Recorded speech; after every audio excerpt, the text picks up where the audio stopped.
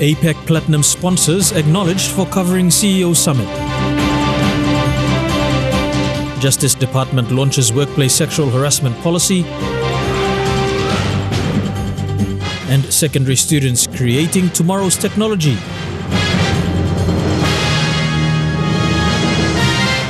This is National EMTV News with Meriba Tulo.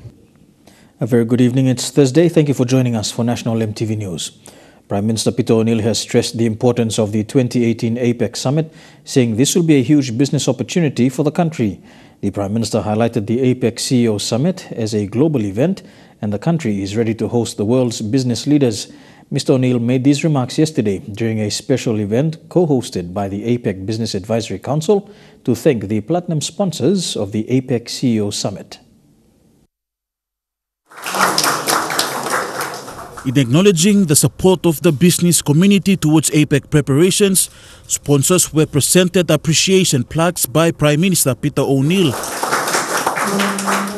The Prime Minister thanked the sponsors and says the summit's success depends on continued support from all stakeholders. This is an important APEC for Papua New Guinea. It is the first one that we are hosting as a nation.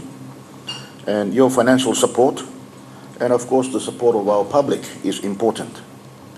So that we can be able to be proud ambassadors for Papua New Guinea during this APEC. Moreover, he says the summit will bring new opportunities to the country, in particular the business community, as PNG stands ready to host every CEO in the APEC economy. Countries like the size of Papua New Guinea, we just cannot sit back and wait and think that the world will come to us. We have to go out there and sell our country and sell the opportunities that we have to the business community out there. And APEC is just another example of that.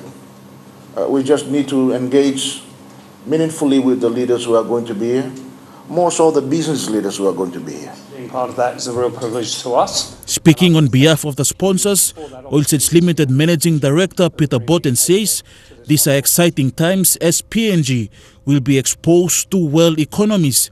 He also reassured the government of the private sector's continued support to APEC.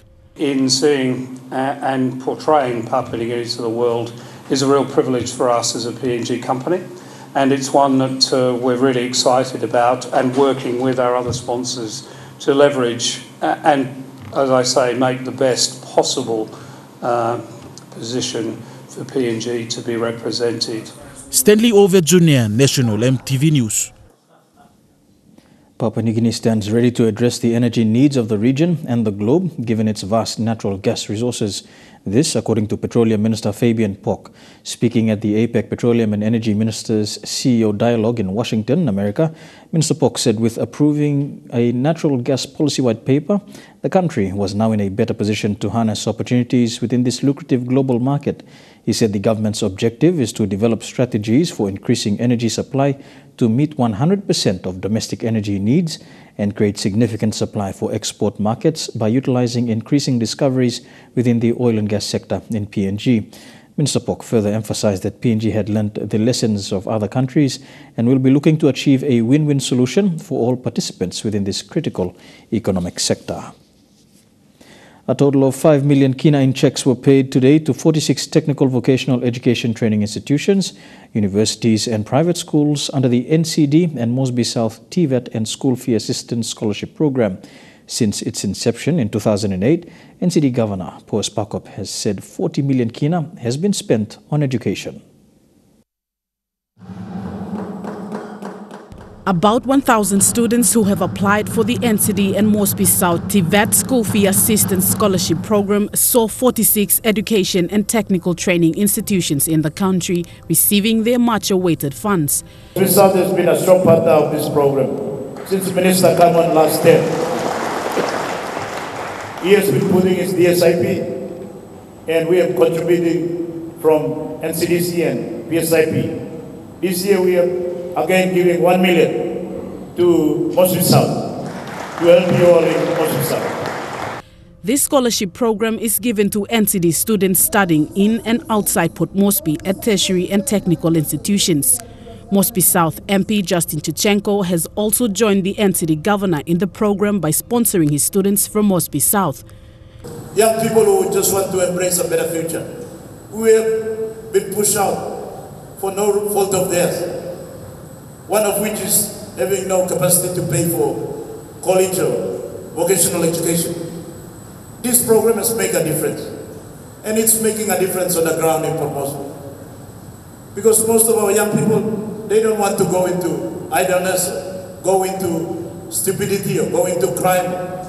They want to have an opportunity to shape a better future. Governor Pakop reiterated his vision to see a cleaner and healthier Port Moresby city, saying that the only way to achieve this is by educating young and smart Papua New Guineans.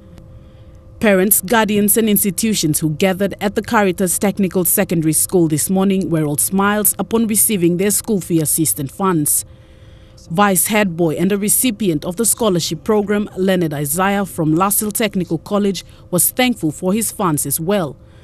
Some of us have been struggling for a school fee for a few past years and months, but it's been an honor and courage that today we have successfully got our school fee that we have been dreaming of. Under the scholarship scheme for Moresby South, local MP Justin Chechenko committed 1 million kina. This will include special skills upgrade of 50 teachers in Moresby South, including the upgrade of elementary certificates of teachers to elementary diploma.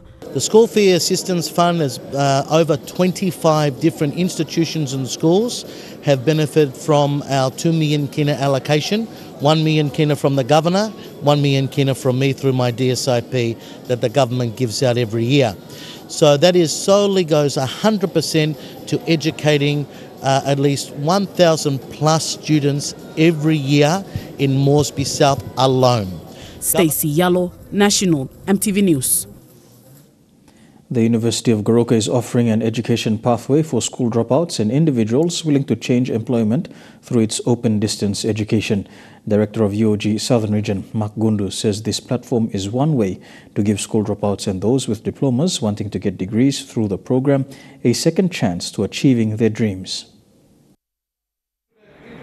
Since the start of the program earlier this year, around 90 students have enrolled to study various courses. This includes high school dropouts and diploma students willing to continue into degree programs.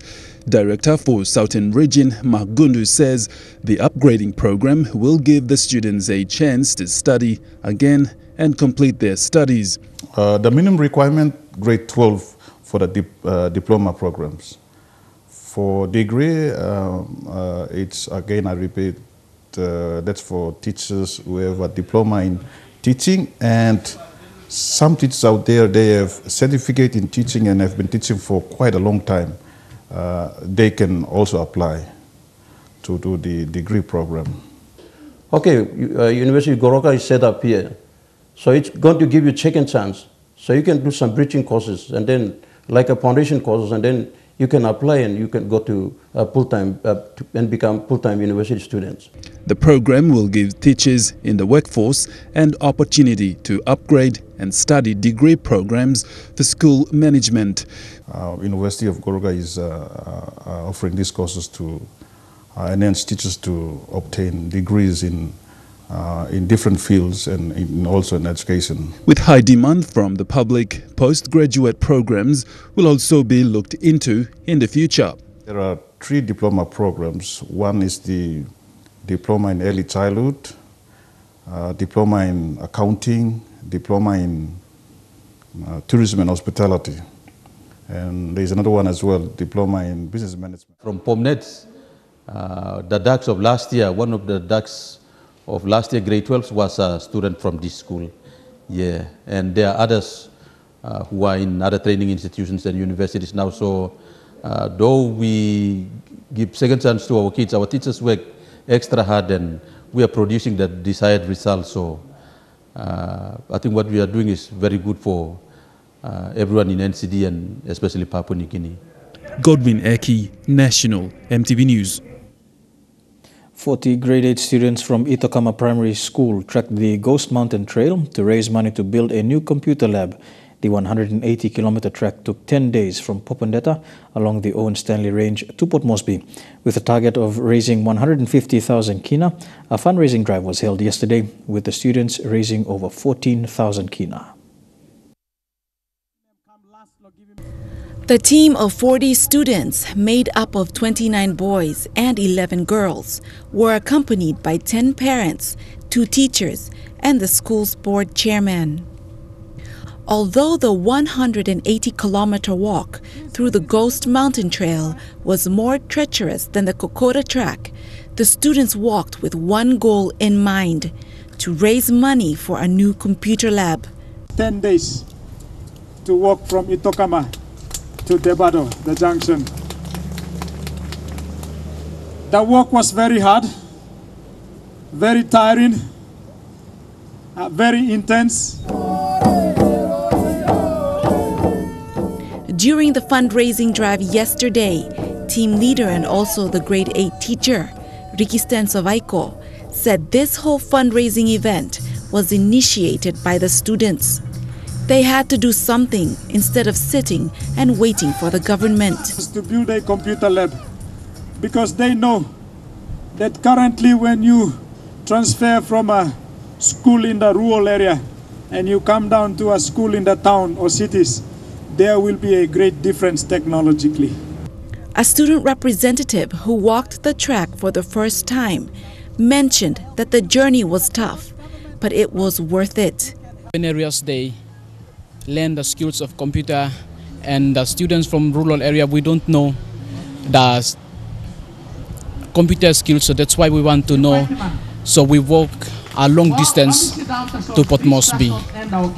Itokama Primary School caters for 300 students who come from 12 different villages in the Afora district of Northern Province. Their goal is to raise 150,000 kina. From yesterday's fundraising drive, over 10,000 kina was raised, with many more pledging to give.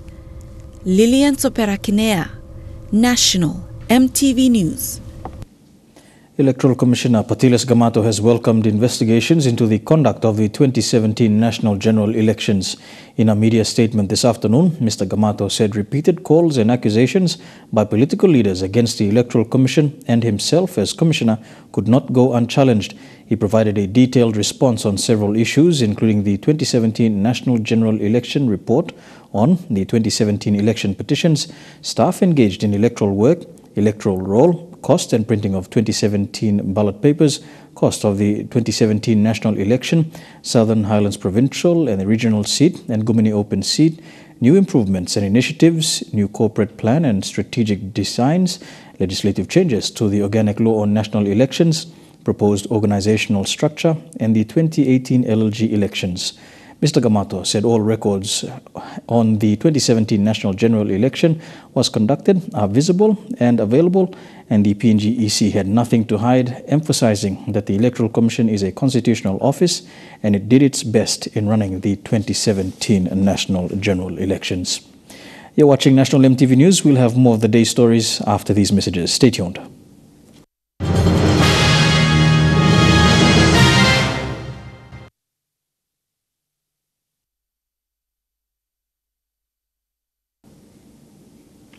Welcome back to the news.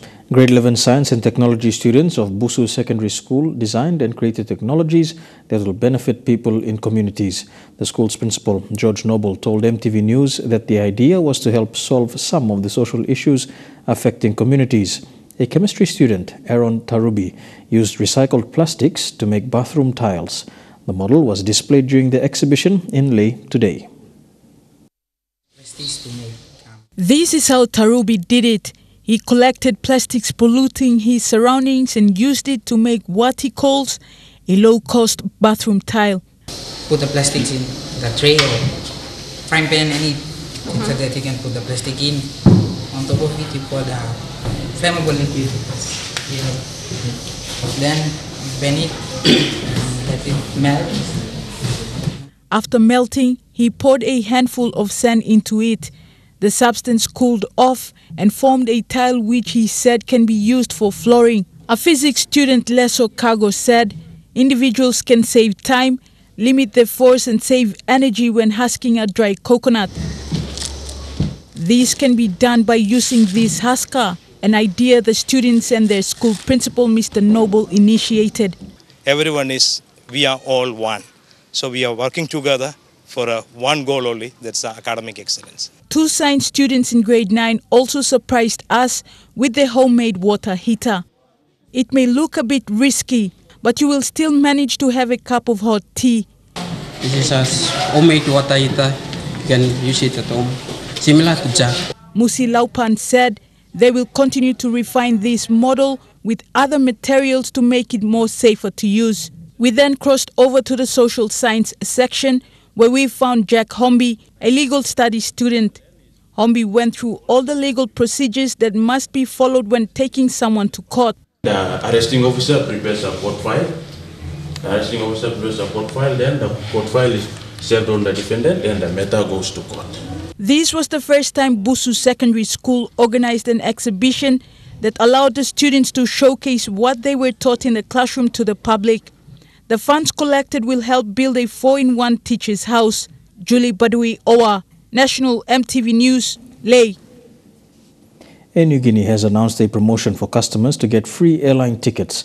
The promotion, called AB-Free, meaning absolutely free, is being carried out jointly by Air Niugini and its subsidiary companies Link PNG and Business Travel Centre. It is tied to the airline's group travel option. If customers organize a fully paid trip of 15 people or more for return travel, the organizer or sponsor of the travel earns a free return ticket. The initiative involves Air Niugini's domestic and international sectors and is targeting first-time travelers traveling for leisure, church activities, island breaks or any activity relating to fun, recreation and relaxation as a group. The AB-Free ticket promotion commenced on the 30th of June and will continue until mid-2019. 2 female judges have been appointed by the Judicial and Legal Services Commission to hear national and Supreme Court matters. Justice Royal Thompson and Therese Ann Berrigan are both from Australia with over 20 years of experience in practicing law. Justice Thompson is specialized in civil cases and was first admitted to the PNG National and Supreme Courts in 1979. She has also worked as a consultant with a private law firm in the country, while Justice Berrigan has worked as a senior state prosecutor with the Public Solicitor's Office between 2005 and 2010 and has experience in prosecution matters. Both will serve the National and Supreme Courts on a 3-year appointment. Royal Thompson is an Australian citizen, but born and raised in our country. She is one of our most senior barristers and one of the longest serving members of the PNG Law Society Council. So there's been a big mission for a while, but we are fortunate that Ms. Thompson has agreed to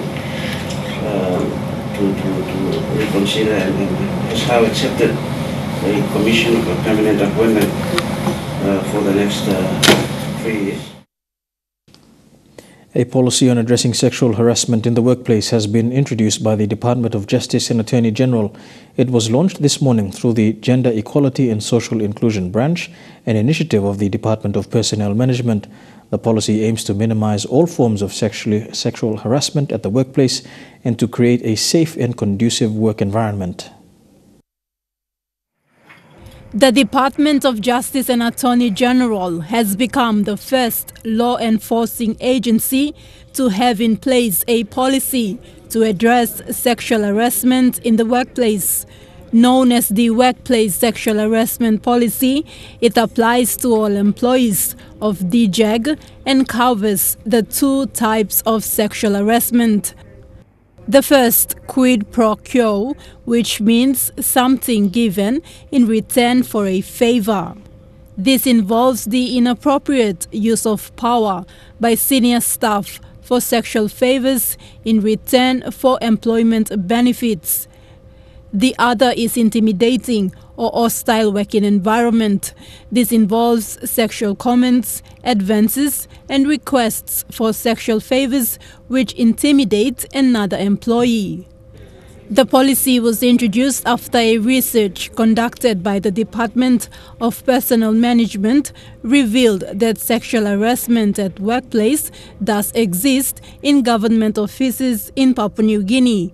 However, it is not properly addressed at the management level and has affected the output of employees who have become victims. Insults of sexual nature, inappropriate advances on networking sites. So you're abusing the email, abusing your social network, networking sites, and then having explicit pictures in the workplace as well, on your as a screensaver or on your wall, unwelcome touching and hugging, unwanted invitations for sex, and unnecessary familiarity. So just brushing up against somebody.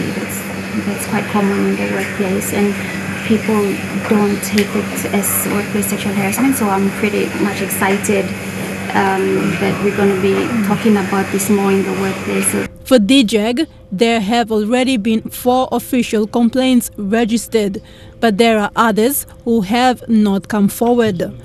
But we don't want to make Jessie the reason for having a good working environment. We want that to come naturally from all of us, men and women who work in these organizations. It's not because of these policy documents, it's not because of the pressure that is put to us by government, but it must come within us, from us. It must be our own personal value system. With the launch of the policy, the Justice Department aims to promote a safer working environment with employees performing to their best. Thekla Gunga, National EMTV News. A refugee in Manus has been arrested on 6 counts of traffic offences. 37-year-old Gul Mohammed from Pakistan was arrested on Monday after police monitored his movements in Lorengau. Manus Provincial Police Commander, Chief Inspector David Yapu, said police apprehended Mohammed after categorizing his vehicle as suspicious during a road check. Mohammed was seen driving around Lorengau after 11 p.m. on Monday when he was supposed to be inside the refugee camp at Ward 1. Upon further police checks, it was discovered that he did not have a driver's license and was driving an unregistered vehicle. Still in Manus, 4 policemen are recovering from minor injuries after the hired vehicle they were travelling in collided with a government-owned vehicle in Lorengau. The 4 are members of the Mobile Squad unit who are in Manus to assist with police operations in the province. The collision left both the 10-seater Toyota Land Cruiser front cabins entirely damaged. This is the second nasty road accident reported in Manus within the police force in the last 4 weeks. Here with Thursday's news, we take a look at stories making headlines overseas when we come back. Stay tuned.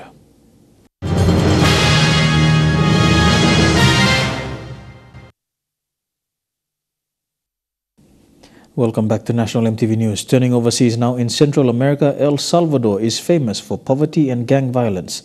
It's also a main source of illegal immigration to the United States. Now with the U.S. zero-tolerance crackdown, many deported El Salvadorians are facing an uncertain future.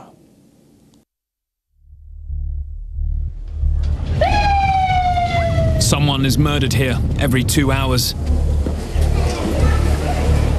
1 in 10 people ensnared by gangs. Streets plagued by machete killings, rape and police abuses. Welcome to El Salvador, the cruelest of homelands and the toughest of places to be forced back to. These are the first moments of men deported from the United States back to a land they can't really call home anymore.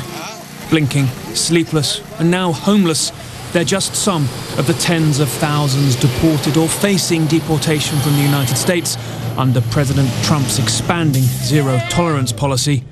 Yet many of these men have lived long-term in the USA. We cannot let people enter our country. We have no idea who they are, what they do, where they came from. We don't know if they're murderers, if they're killers, if they're MS-13. We're throwing them out by the hundreds. Many here have had a matter of hours' notice, no chance even to call ahead as they're forced back to a country some have not seen for years, maybe even decades. Welcome home here is about name tags, humiliating roll calls, lacing your shoes again and realising, as a grown man, that you have to start from zero again, empty-handed. Christian Lara lived in the USA for 20 years and was deported coming out of his Florida construction job. He had only committed immigration offences. The best choice now is a $5 a day farm job. Trabajar al campo, que otra cosa queda ganar $5. Y con $5, ¿cómo mantengo mi familia?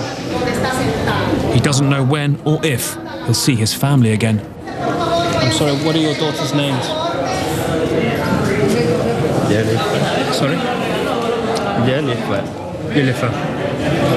How old? 12. 12.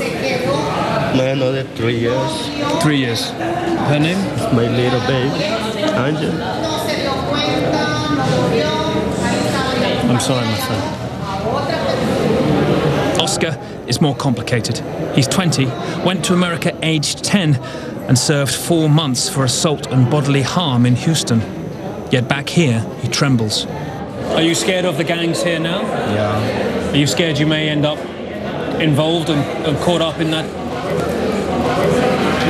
When I was in the USA, I see the news like 16 people killed every day. It's scaring me, man. He is already counting the money in his account to see if he has enough for the $8,000 smuggling fee back to the US. Christian meets his mother after 4 years and recently deported brother Josue. Only 2 weeks later, Josue messages me on his way to Guatemala to pay to be smuggled back to the United States. The US is learning that President Donald Trump talked with advisors last year about invading Venezuela, and he also raised the military options within a number of Latin American leaders as well. President Trump stunning top aides when he suggested invading Venezuela during a closed-door meeting. Sources telling CNN Trump raised the idea last summer while discussing diplomatic sanctions. Dumbfounded aides quickly explaining how the idea could backfire. But Trump continued to push it in the following days, refusing to take military action off the table. We have many options for Venezuela. And by the way, I'm not going to rule out a military option. Back at the White House, Trump weighing his options to replace Justice Anthony Kennedy on the Supreme Court as he closes in on his pick. I've spent the last 3 days interviewing and thinking about Supreme Court justices, and I think you'll be very impressed. Sources telling CNN he's expected to make a final decision tomorrow or Friday after interviewing 7 potential nominees this week. We hit a home run there, and we're going to hit a home run here. On the short list, 2 candidates who are now getting backlash from critics, facing claims one isn't conservative enough, while the other is too far to the right. Brett Kavanaugh is one of those 2, a federal appeals court judge favored by White House counsel Don McGahn, facing skepticism from social conservatives for his votes on health care and ties to the Bush White House. Sir, thank you for the privilege of working here, and thank you for the honor of nominating me to the court. Judge Amy Coney Barrett is the other. If nominated, she would be the first woman put on the Supreme Court by a Republican president since 1981. I will send to the Senate the nomination of Judge Sandra Day O'Connor. She faces a tough confirmation battle from Democrats, who say her Catholic faith plays too big a role in her view of the law. You have a long history of believing that your religious beliefs should prevail. The dogma lives loudly within you. Poland's most senior judge joined angry protesters with her own show of defense. A new renewed law states that judges over the age of 65 are required to retire, and that includes the head of Poland's Supreme Court. Demonstrators have been out in force in major cities in Poland. An evening mass at Warsaw Cathedral in February of this year, attended by the most powerful man in Poland. Jarosław Kaczynski, barely visible behind his bodyguards, is dubbed the King of Poland for his undisputed control of the ruling Law and Justice Party. This is Kaczynski's vision for Poland, fiercely patriotic, deeply Catholic, driven by revenge. But to understand Jarosław Kaczynski, you must understand the influence of his identical twin, Lech Kaczynski. He always repeated that Lech was a better twin. He was made for honors, and I'm the bad guy. Child film stars Jarosław and Lech Kaczynski grew up to become prime minister and president. In the book, Krymowski describes Lech as popular, Jarosław as driven and ambitious, a recluse with no mobile phone who never uses a computer and eats lunch alone. He interviewed more than 100 of his close friends and associates, but Kaczynski himself declined to be interviewed. This changed everything. In 2010, President Lech Kaczynski, his wife, and 96 people in all were killed when their plane crashed in Smolensk, Russia. Kaczynski immediately called the crash an assassination by Russia, an accusation the country denied. An independent investigation determined the crash was a result of bad weather and human error. Since the Smolensk crash, Kaczynski's Law and Justice Party has a new patriotic zeal. It has since overhauled the Constitutional Court, replacing independent judges with hand-picked favorites. State broadcasters have been sacked for failing to report the party line. His party has passed new laws threatening jail time for women seeking an abortion.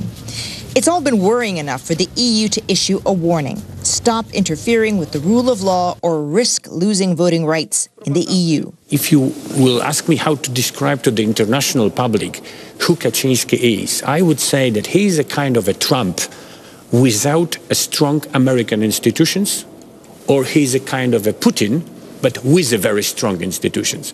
In 2015, Kaczynski's party won 37% of the vote and consolidated power in a coalition government, but he refused to run for top office, choosing instead to direct from behind the scenes.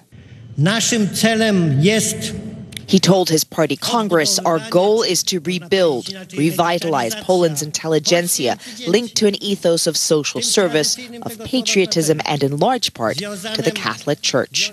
All the people, or the important people, are obedient to him.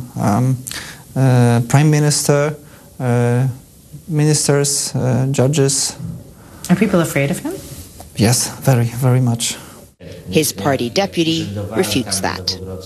I think he has shown that he is the most able politician in Poland, he says. I am, of course, the vice president of the party, so I can't really say anything else. That's a joke, of course.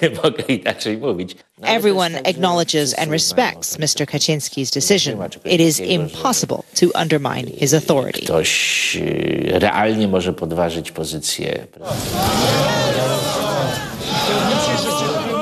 After the memorial mass for the Smolensk crash, Kaczynski leads the crowds to his brother's memorial.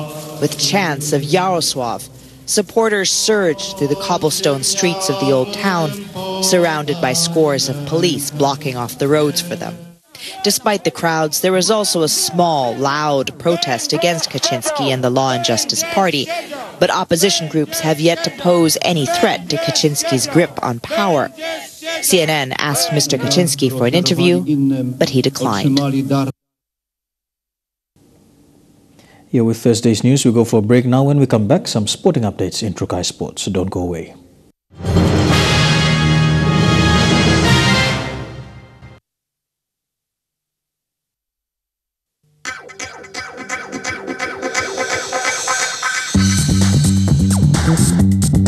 Trukai Sports.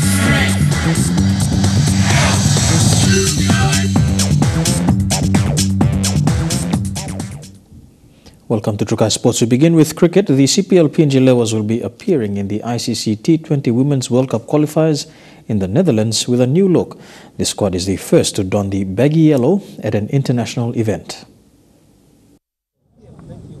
Unlike the Hebo Pinji Baramandis, who by tradition since 1973 acquire black baggy caps upon admission, the Leeuws squad did not capture such tradition since their first ICC-sanctioned event in 2006. And now, going into the World Qualifiers on Saturday, they will be the first to wear the baggy yellow cap.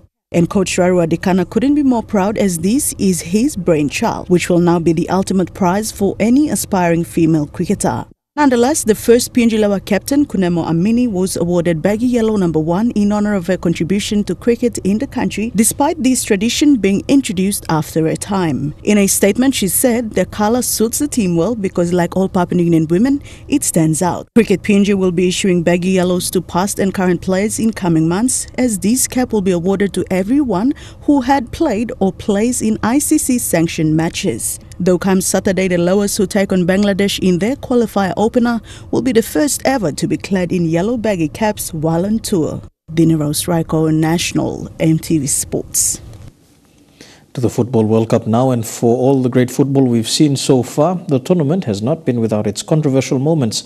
And not for the first time, Argentina's legend Maradona has caused a bit of a stir among the FIFA ranks, this time putting a referee in the firing line in what could be the ultimate case. Ambassador for the beautiful game, Maradona may be missing the mark. Y hoy vi un robo monumental en la cancha. Maradona was reacting on Argentinian TV to the penalty shootout win over Colombia that took England to the quarter-finals. He then apologised to Colombian fans, saying English players went to ground far too easily, claiming Harry Kane should never have been awarded a penalty by American referee Mark Geiger. Maradona saving his most scathing remarks for FIFA itself, saying Geiger should never have been appointed for the match in the first place. It followed post-match comments made by Colombian captain Radamel Falcao, who told reporters he was disturbed by the referee's performance and that 50-50 calls always seem to go England's way. It's not the first bit of controversy surrounding Geiger at this World Cup. FIFA were forced to release a statement denying the American had asked for Cristiano Ronaldo's shirt during Portugal's group stage clash with Morocco. FIFA also responded to Maradona's comments, saying his insinuations were entirely unacceptable and completely unfounded, and they were extremely sorry to read such declarations from a player who has written the history of our game. Of course, all this comes from the man who orchestrated the game's most notorious example of cheating. It was a handball, no question about that. Unfortunately, Maradona's turning into an embarrassing headline act at Russia. But at least for FIFA, the football is proving enough of a distraction. To Rugby Union now, and this time next week, New Zealand's men's and women's sevens team will be in San Francisco, preparing to defend their titles at the World Cup. That never gets old. Our women are sevens gold almost everywhere they go. France, Japan, Canada. Don't forget the Gold Coast, and that's just in the last 2 months of what's been a very, very busy schedule. We're at the end of our season now. The World Cup is our last one, and you can drop mentally, but we've done nothing but go up, and the girls are still going up. So I don't know how Alan's going to pick a team. Well, Coach Alan Bunting held a trial. Too secret to show on TV, we'll let him tell you about it. Probably the most amazing I've ever seen. 20 girls playing against each other, and I could probably pick 2 teams who can go to that World Cup and probably meet in a final. That's my true belief. When we're on that field and you say selection, we just completely switch to completely different people. We're beating each other up in the contact area and breakdowns. I think we had one girl that got knocked out. Team naming is next Tuesday before they head to San Francisco, looking to repeat their 2013 success at the iconic AT&T Park. Also on the line, a win-loss record that will blow you away. We've played 71 games, or since I've been coach, we've won 68 of those games, so that's a pretty good record, and the girls are pretty staunch about that. 2 of those 3 losses just happen to be against the side hosting this year's World Cup. Add to that pressure a new tournament format which makes every fixture an elimination game. Every single game you just have to put out your best performance, and like I said, it's do or die, so yeah, everyone take it as it comes and hopefully get across there in the end. Across there in the end sounds a lot like what she did at the last Pinnacle event. Another big finish like that would see the Black Fern Sevens become the first ever back-to-back World Cup winners. And don't go anywhere, Trukai Sports continues with more after these messages. Stay tuned.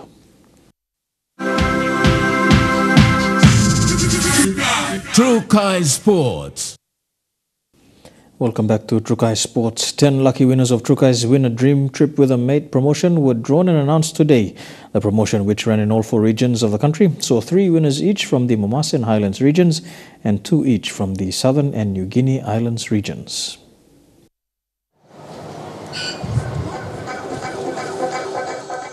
Trukai Industries General Manager, Sales and Marketing, Andrew Domney, says the promotion was to celebrate the company's support towards the North Queensland Cowboys. The winners drawn have won a trip for two to watch the Cowboys play live against the Brisbane Broncos, all sponsored by True Kai Industries. The competition, we like to involve rugby league because we know Papua New Guineans love rugby league, and we wanted to be part of Papua New Guineans to be part of our 10th anniversary of sponsoring the Cowboys.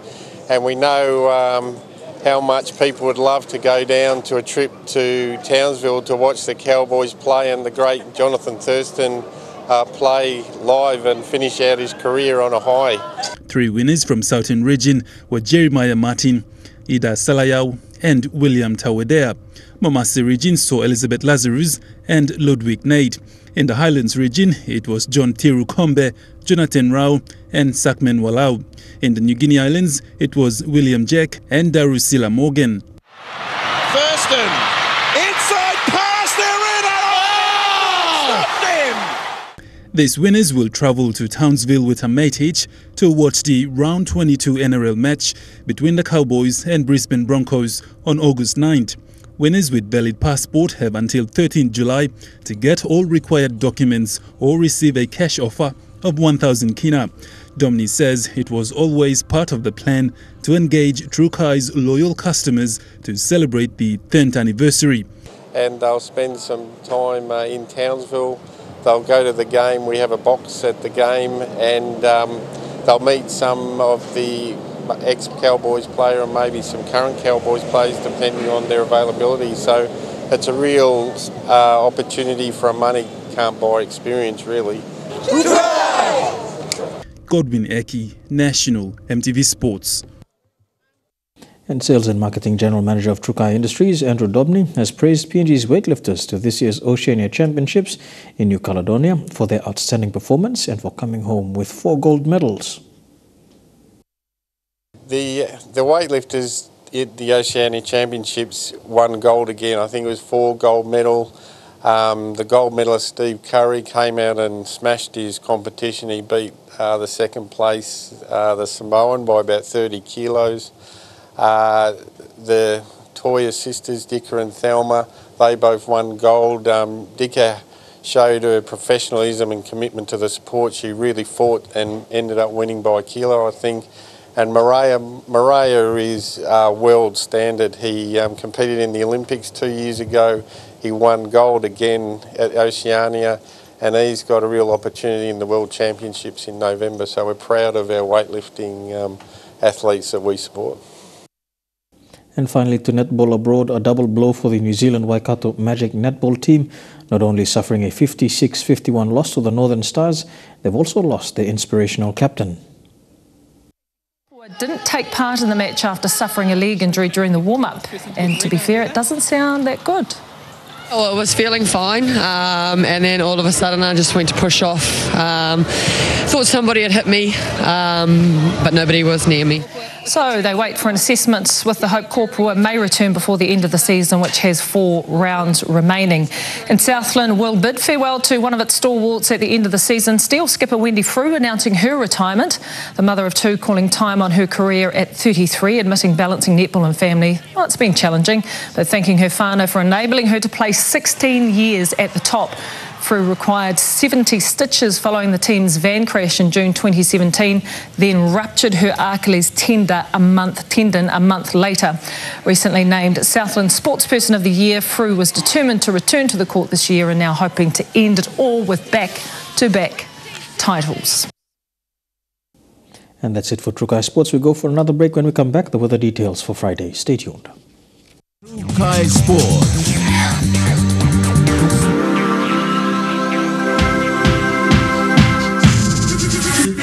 True Kai Sports. The weather details were proudly brought to you by Dulux, celebrating 50 years in PNG and the only paint made in PNG.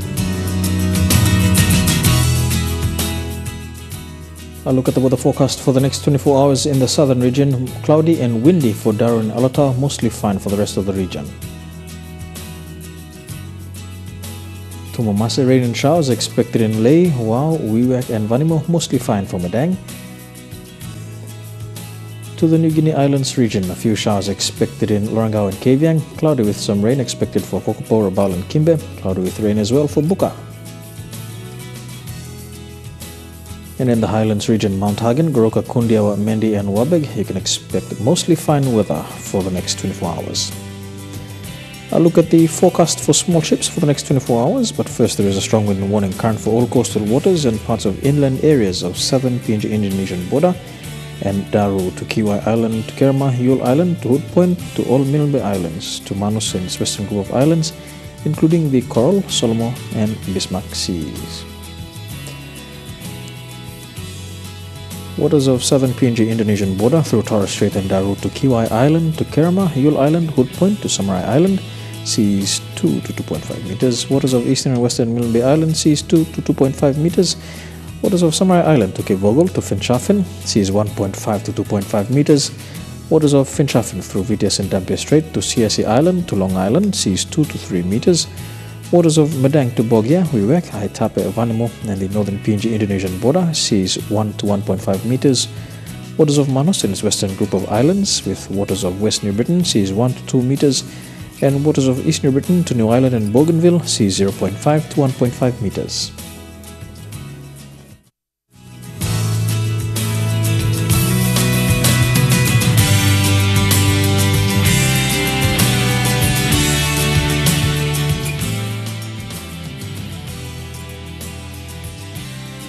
And I'll look at the ocean forecast for PNG areas. Coral Sea sees rough with southeasterly winds at 25 to 34 knots. Solomon Sea sees rough with southeasterly winds at 25 to 34 knots. Bismarck Sea sees rough to very rough with southeasterly winds at 34 to 48 knots. And the Pacific Ocean sees slight with east to southeasterly winds at 10 to 15 knots.